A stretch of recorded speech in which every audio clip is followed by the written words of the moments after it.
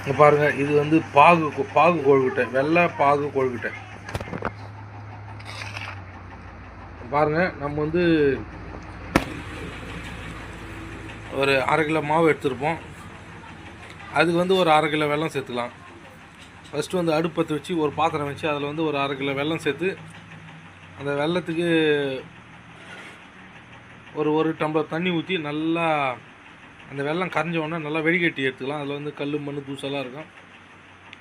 அந்த வெடிகட்டி எடுத்த பிறகு அதில் வந்து அந்த மாவை வந்து கொஞ்சமாக சேர்த்து நம்ம இது அதிரசத்துக்கு பாவு எடுக்கிறோம் பார்த்தீங்களா, அந்த மாதிரி.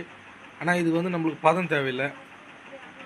அந்த வெல்லம் வந்து தேங்காவை பார்த்திங்கன்னா ஒரு திட்டமாக சின்ன பீஸாக கட் பண்ணி அதையும் சேர்த்துக்கலாம். உங்களுக்கு வேறு எதனா முந்திரி பருப்பு இல்லை பாதாம் பருப்பு இட்லி தட்டில் வச்சுட்டான். இங்கே பாருங்கள், அந்த கொழுக்கட்டை வந்து மூடி போட்டு நம்ம வேக வச்சுட்டான். ஃபாலோ பண்ணி செஞ்சோம். இதே மாதிரி ரொம்ப டேஸ்ட்டாக வரும். குழந்தைங்கள்லாம் விரும்பி சாப்பிடுவோம்.